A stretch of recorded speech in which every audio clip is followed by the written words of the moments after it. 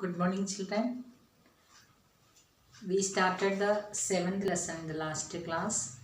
Did you read the lesson? Okay, once more I will read. Nripka Tir. ഇറുവിൻ്റെ ചിഹ്നമായിരുന്നു നമ്മൾ പഠിച്ചല്ലേ. ഇറുവിൻ്റെ ചിഹ്നം.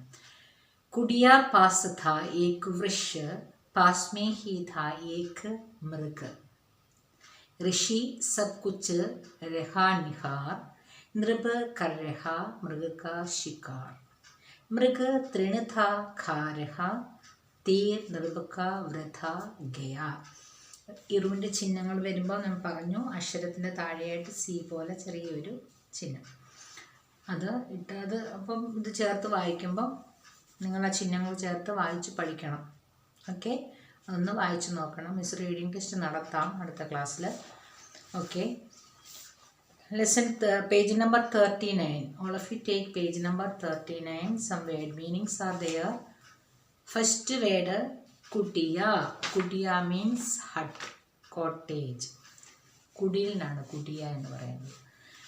കുടിയ, കുടിയ ഹട്ട്. വൃക്ഷ ട്രീ, അത് നിങ്ങൾക്കറിയില്ലേ വൃക്ഷ ട്രീ. പാസ് നിയർ, പാസ് മീൻസ് നിയർ, അടുത്ത്. പാസ് നിയർ, അടുത്ത്. മൃഗ ഡിയർ, മൃഗ മീൻസ് ഡിയർ, മാനിനാണ് മൃഗം എന്ന് പറയുന്നത്. ഋഷി സെയിൻറ്റ്, ഋഷി മീൻസ് സെയിൻറ്റ്, സന്യാസി. നൃപ് കിങ്, നൃപ് കിങ്. ഷിക്കാർ ഹണ്ട്, ഷിക്കാർ മീൻസ് ഹണ്ട്, വേട്ടയാടുക. തൃണ്, തൃണ് മീൻസ് ഗ്രാസ്, തൃണ് ഗ്രാസ്. എന്താ ഗ്രാസ് എന്ന് പറഞ്ഞാൽ പുല്ല്. തൃണ് ഗ്രാസ്. തീർ, തീർ മീൻസ് ആരോ, തീർ ആരോ, അമ്പ്. വൃഥ യൂസ്ലെസ്, വൃഥ മീൻസ് യൂസ്ലെസ്, ഉപയോഗമില്ലാത്ത, വെറുതെ പാഴാക്കി കളയുക എന്നൊക്കെയുള്ള അർത്ഥം വരും. വൃഥ മീൻസ് വെറുതെ, യൂസ്ലെസ്. Next exercise, പഠിയേ और समझिए, read and understand. Children, listen here. Which letter is this? The plus iru plus na. The plus iru എന്തായിട്ട് മാറും? കണ്ട ഇറുവിൻ്റെ ചിഹ്നം ഞാൻ കൊടുത്തിരിക്കുന്നുണ്ട്. ഇറു, then na, trina. The plus iru, tru ai, na, trina. Next one, the plus iru plus vriksha, vriksha, vriksha. Then next one,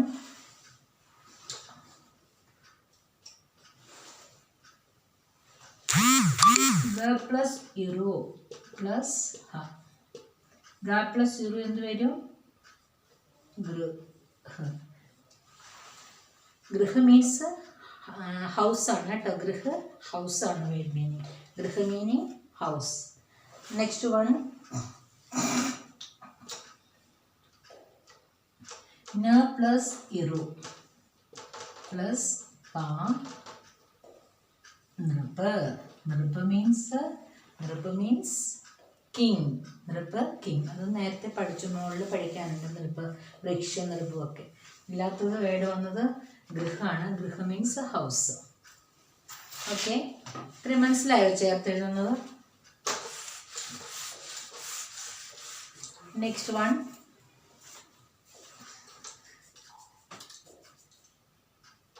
the plus ഇറു plus ദ plus ഇറു എന്തായിട്ട് മാറും?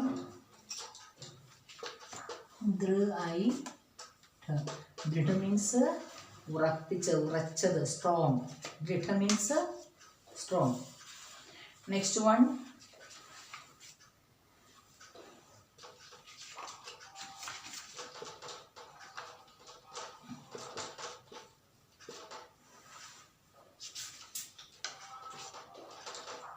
k plus r, kൃതി.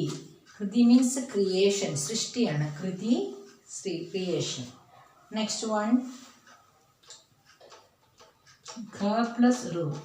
ഖ പ്ലസ് റു എന്ത് വരും? ഖൃ എന്ന് വരും അല്ലേ. ഖൃത് ഖൃത് കൃണ കൃണ കൃണ കൃണ മീൻസ് ഹെയ്റ്റ്, വേറുപ്പനാണ് കൃണ എന്ന് പറയുന്നത്, ഹേറ്റ്രഡ്. ഓക്കെ, കൃത് കൃണ. ഒരെണ്ണം കൂടെ ചെയ്യാനുണ്ടല്ലോ. ഖ പ്ലസ് ഒരു കൃ പ്ലസ് ത കൃത്.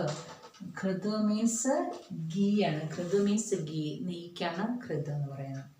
അതുപോലെ തന്നെ ഈ ഇറുവിൻ്റെ ചിഹ്നമല്ലാതെ ഇറു എന്നുള്ള അക്ഷരം പൂർണ്ണമായിട്ട് കൊടുക്കാതെ ചിഹ്നങ്ങൾ മാത്രം പ്രസ് ചെയ്ത് എഴുതാനായിട്ട് വരും. അത് ഇച്ചിരി ഈസി ആയിരിക്കും നിങ്ങൾക്ക്. ക പ്ലസ് ഇറു പ്ലസ് ഷി എങ്ങനെ വരും? കൃഷി. ഈ ചിഹ്നം ഈ അക്ഷരത്തിൻ്റെ ഇവിടെ ആയിട്ട് കൊടുക്കും. ഈ ഹൽചിഹ്നം മാറ്റി ആ ചിഹ്നം എടുത്ത് ഇവിടോട്ട് ഇട്ട് കൊടുക്കുമ്പോൾ കൃവായി ഷി, കൃഷി. മാ പ്ലസ് ത പ്ലസ് ഇറു ഇങ്ങനെ കൊടുക്കാം, മാതൃ മാതൃ. ഓക്കെ, ദെൻ നെക്സ്റ്റ് വൺ ക പ്ലസ്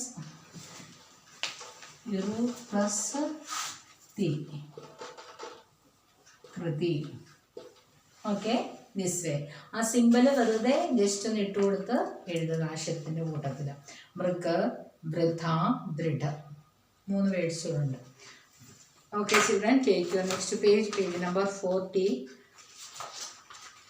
चित्रों को देखिए और इरु की मात्रा लगाकर शब्द पूरे कीजिए. चित्रों को देखिए और इरु की मात्रा लगाकर शब्द पूरे कीजिए. Children, ഫസ്റ്റ് വേർഡ് കിങ്ങിൻ്റെ ചിത്രമാണ് കൊടുത്തിരിക്കുന്നത്. കിങ്ങിൻ്റെ ചിത്രം കൊടുത്തിട്ടുണ്ട്. അവിടെ നപ്പ എന്നാണ് എഴുതിയിരിക്കുന്നത്. കിങ്ങിൻ്റെ വേർഡ് നമ്മളിപ്പോൾ വായിച്ചായിരുന്നു, നൃപ്പാണ്. അപ്പോൾ എന്ത് ചെയ്യണം?